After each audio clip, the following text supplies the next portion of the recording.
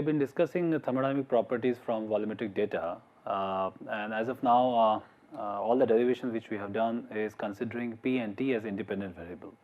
Okay, so now we are going to move forward and we will be considering how do we calculate thermodynamic properties with volume and temperature as independent variables. Okay, so as we know, and we have done this exercise earlier, so this is all through a Maxwell relation, that for a fixed temperature and mole composition, so this is nothing but N1, N2 and so forth. Okay. Or earlier we have used this as simply N. Okay. So at a fixed and mole compositions, we can write, considering this is a V and T. Okay, that means volume is fixed, right, or given a volume. So usually when you consider a volume, we automatically consider internal energy. When we consider pressure, we consider enthalpy, right. So now we can look at this differential internal energy, which can be written in this. This is something which we have seen earlier. Okay, and the derivation is straightforward from the first law and as well as Maxwell's relations, right. Now given these two relations, you can integrate this, okay, from volume infinity to V, okay, very large volume, which corresponds to basically nothing but ideal gas or zero pressure. So if you consider this, we can use the same approach as we have done for the case for P and T as an independent variable. Here V and T are independent variables, and you can evaluate U as a function, or U as a function of TVN as V to infinity. Okay, so you are integrating from infinity to V. Okay, you're going from infinity to V, but you can so considering that, you can rearrange. So corresponding to the infinite volume, you have a term this. Okay, so this is nothing but U minus U at T V is equal to V infinity and an integral of infinity to V and this term. Okay, right. So you can rearrange this to get this expression. Okay, because by rearranging this infinity, if you can swap the limits, you will get, instead of T partial derivative of P with respect to T minus P, as simply P minus T bar. Similarly, you can do the same thing for ds by del P by del T. Okay, here also you can get as minus T V is equal to V infinity, and okay, and this is going to be this term, okay, this plus this term, this plus this term, right. So if you take it this other side, you are going to get this part.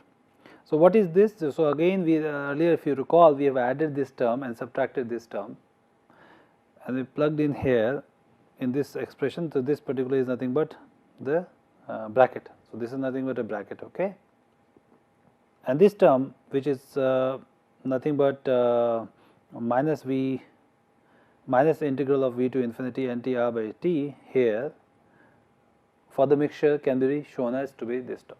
Okay, this is something which we have done earlier. So without going into derivation, I am just writing this. Earlier, if you recall, this was based on P.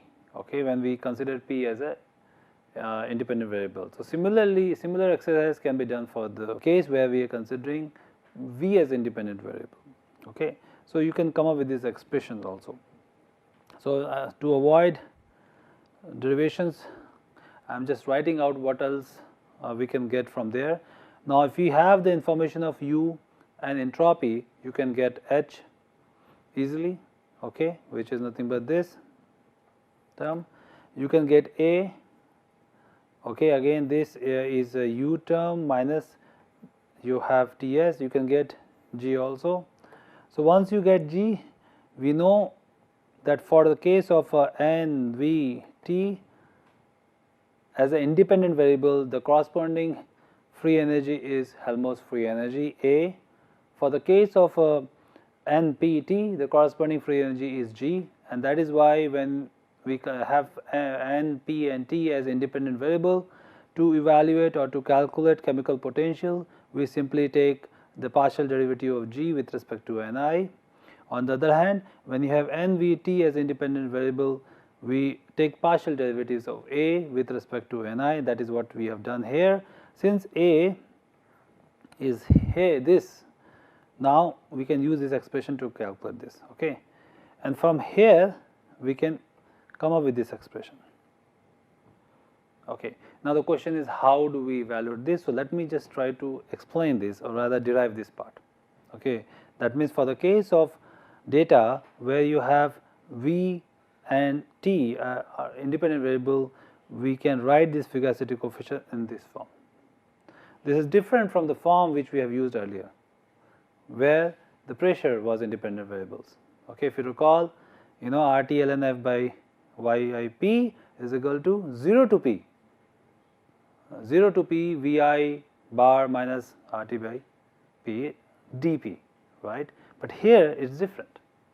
Why? The reason for that is, since V is the independent variable, okay. So how do we get this? Okay. See, if you also look at it, the left hand side we are saying TPN for given TPN. Now this P we cannot control, is a volume which we are controlling, but this P is basically corresponding to the V volume final conditions, okay. But the data on the right hand side, the data is available is based on only volume, not on P, and that is why we use the right hand side expression to get the integral form. But the left hand side says the fugacity at temperature and pressure, given temperature pressure. So for example, if the question is for you is that you have a system which you are interested to find out the fugacity, and the temperature and pressure and the mole compositions are given to you, but the data from the experiments are available only in terms of the volume or volumetric properties are obtained. So you can you know, the data, for example, for different volumes, informations are available from extremely small molar, you know, something like, you know, 10 to the minus 5 molar or the liters, for example. So from very small volume to very large volume, if the things are available to you in some form, then you may be able to use that. So that information you should know. So that means, for example, if I have 100 points corresponding to volume, and the other information there, that for each volume this is the other properties, okay. For each volume and a given temperature, I am varying for a given temperature, I am varying the volume from, let us say, from very V to infinity, or rather infinity to V, okay, from very large system, infinitely large volume to V, and for each volume in the intermediate point I need to find out the partial derivative of pressure as a function of Ni. Now this is a tricky part. How do you calculate? Because I don't have a handle to the pressure, right? What I am interested is the pressure of the final thing. So P is dependent on the intermediate volume also. But this is the expression which we get, and we can make use of it. But before I get to the point and explain how to do that, let me first derive this expression.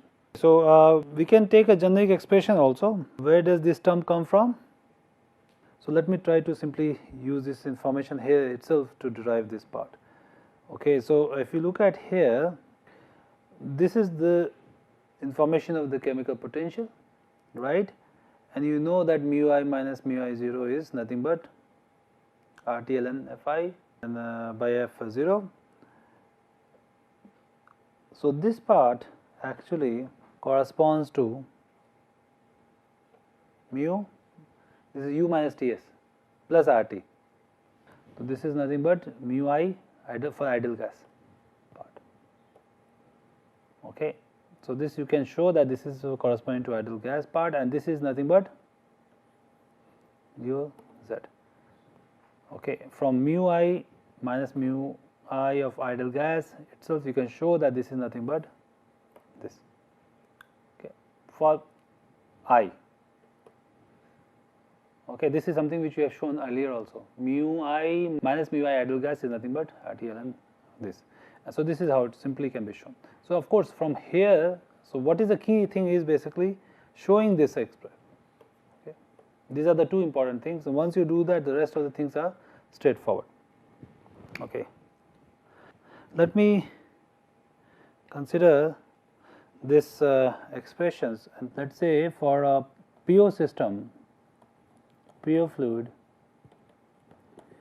okay, for a pure fluid, if I consider the same expression in terms of the variable, so again considering V and T, these are the independent variables, I get the following expression: F pure I Tp by P equal to V by infinity P by N of whatever the component I is, okay, minus R T by V dV minus RT ln Z plus RT Z minus 1. Okay, this is the expression from the earlier expression which you can, and this is something which you can derive also. Okay. Now, this equation becomes very difficult actually. Okay. The earlier expressions which we have calculated earlier is much more convenient, which was nothing but the integral of Vi bar of V minus RT by P, right? That is more convenient to say that, because one of the reason is that mostly experimental studies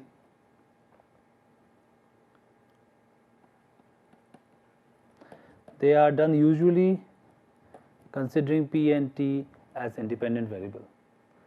So that is one of the reasons that the earlier expression is more conveniently to use. But if you have this, or particularly for mixtures, this expression becomes much more useful.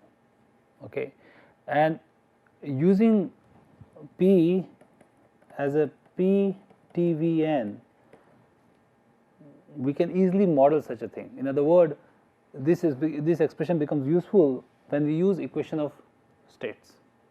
Okay, so this is more easily you can use equation of state, because here you can plug this pressure here in this form, and you can do the rest of the things.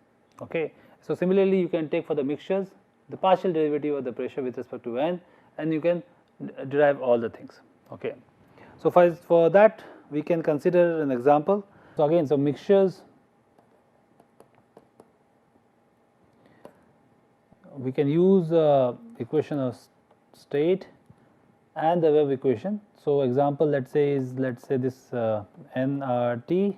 So in the case this is a mixture, so I will put as NT V minus NT B minus NT square A by V square is equal to RT V by M. So this is something which we can use now to find out so this is nothing but molar volume, right? This is nothing but V by NT. Okay. Now what are the A's in this case for the van der Waals equation? You can calculate from the critical property. So if you take the critical property conditions such as so to calculate A and B, we use del P by del V. Yeah. Okay. So for mixtures we have to come up with, so that is fine, but for mixtures we have to come up with other things also. We have to come up with some kind of a mixing rule, because you have many components. So usually for B we let me just write for A we write this expression Aij, where this is double summation, okay, from I is equal to 1 to M and I and j is equal to 1 to M. Okay, and for B we again use here Bij. Okay, so this is one kind of mixing rule to obtain A and B for the mixtures. So and the question is, what is Aij? Again, many times we cannot evaluate this. For example, you can find out A and B for the pure system directly from the critical temperature and informations of the phase diagram, right? But for binary mixtures or in general mixtures, you don't have just one critical point. For many composition, you will have many critical point, and you can have a critical line. For different composition, there will be a specific Tc for a constant Pc, and thus you can draw a critical line. Thus it is not directly feasible, but if you want to model it, you have to understand how to get Aij, but these are difficult part. Y's and Yj's are available because that's how you're going to do the experiment. But what about Aij? Again, here also we make use of some approximation. One particular approximation is Berkeley's formula, okay, where we consider Aij to be a geometric mean of Ai and Aj, and Bij as the arithmetic mean of Bi plus Bj. Okay. So this is something. So once you have these different components, pure A and B's, which you can calculate from their critical properties. For example, if I consider propane and butane, so I can get A of propane and B of propane, and as well as for butane. And once I mix it, I will be using this. Once I do, I've got this Aij and Bij. Okay, I can get A of the mixture, depending on what is the composition. Okay. All right. With this approximation, this is simplified. It is written as simply Yi Bi. Okay, with this approximation. Now, if we apply this to van der Waals equation of state using this Berkeley mixing rule, the following expression can be written. So, I can get this ln Fi again Tpn by Yip. Okay. Now, I have the expression of P, which is as a function of other terms, right. I have to plug in here, right, and then the fugacity in this following term ln V by V minus B. Here V is capital V divided by NT, okay, plus B I by V minus B minus 2 summation Yi Aij V R T minus ln Z. Okay. Now, of course, you cannot remember this equation of state. This is very, very complicated, but this is how it is derived. Now, if you change this equation of state to other equation of state, the expressions are going to be different. Okay. And there are many popular equations of state. Van der Waals equation of state, for example, is not widely used because it has a limitation as far as the range of other temperature, pressure it can cover. But the popular equation of state such as your Rundlich, Quang. So, I will just going to just make a note of this expression which we are going to get if we had used other equation of state. So, the other equation of state is, let us say Rundlich Quang equation of state, which is this. So this is the first term is the same term as in the van der Waals equation of state, but it has this additional terms which basically is to correct and provide some temperature dependency in this form. Anyway, so if you use this equation of state, okay, where A's are related to this expressions, okay, where these are the part of the molecules properties, okay, okay, and this is something given in this way, and this is the mixing rule is same, but A's and B's are of the individual molecules is not just dependent on, I mean it is not in the same as we have seen in the van der Waals equation. So, what is the AB for example for pure system? For AB for pure system is going to be this, okay, for van der Waals equation of state. Okay. For the case of this Rundlich Quang equation, the expression is different. Okay. But nevertheless, this expression may change because you are changing the equation of state. The mixing rule, if you use Berkeley rule, then B's are going to be this, but in general we are going to use this A's and B's in this form, and then you can come up with this expression. Now look at the complicated expression here. You cannot remember this, right? This expression is finally the expression. Okay. You cannot remember this. You can derive this and plug it in the Excel sheet or write in the program. That is something which is expected one to do. And now these are the equations which are already plugged in many softwares already. Not a very new equation of state. Okay, these are already very old. Now the modification of Rundlich Quang is Rundlich Quang or RKS Swag equation of state, where another term alpha comes into picture, which depends on the eccentric factor, which talks about the shape of the molecule. Okay. And now you have A for the pure system is this with alphas, and again here we are using the similar kind of mixing rules, okay, where basically alpha now for pure is alpha, but for the mixtures is going to be alpha ij, okay, which is given in the more complicated expressions. Now in here the mixing rule is not simply arithmetic average of the B's, but there is another term which is multiply, which adds to or corrects this ideal way of averaging the B's by a term which has an interaction parameter. Okay. So it means basically it can get inside a bit also, right. Here Kij, these are the correction to the simple Berthollet rules. Okay. So this and this is basically geometric mean of A alpha. Okay. Now A alpha is a term which is basically, so A is a typical energetic terms given by the van der Waals, right. So this alpha is basically a bit of corrections to that, which depends on the eccentric factors of the molecule, which the van der Waals equations do not capture because it does not take into account the shape factor. Now this term together can be written in this way to get an average value or the value for the mixtures A for I and J. Now if you do this geometric mean, then this would be this term multiplied by this under root of that, and then since there would be, I mean if there is any specific deviation from this, this is given by this term which has this binary interaction parameter. Okay.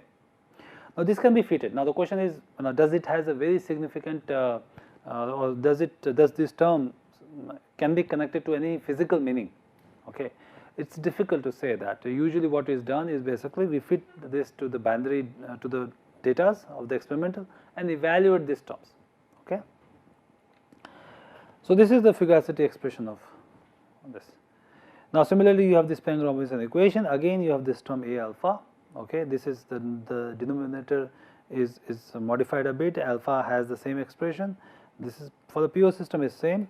Okay. Here again we are doing the same exercise. Okay. Here of course you can see the same term.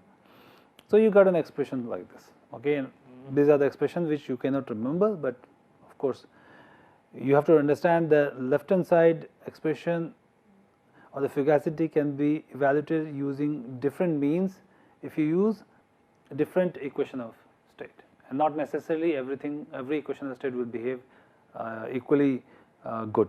Some may behave better. So you can, if you have a given the data, you can fit these expressions, evaluate it, and then you can check whether some of equation of state is better or not by comparing with the exact values from the experiment. So this is something which I expect the later part of the course you would be able to appreciate it. Now what we can do is we can move to the next part, okay, which essentially is the approaches to phase equilibrium calculations. Okay. So today's lecture will stop here and we will continue in the next lecture different methodology which we can adopt in order to calculate phase equilibrium calculation depending on what are the variables available. Okay. So you can do a dew point calculation, bubble point calculation. So what are the typical algorithms we should adopt in order to solve such phase equilibrium calculation effectively. Okay. So see you in the next lecture.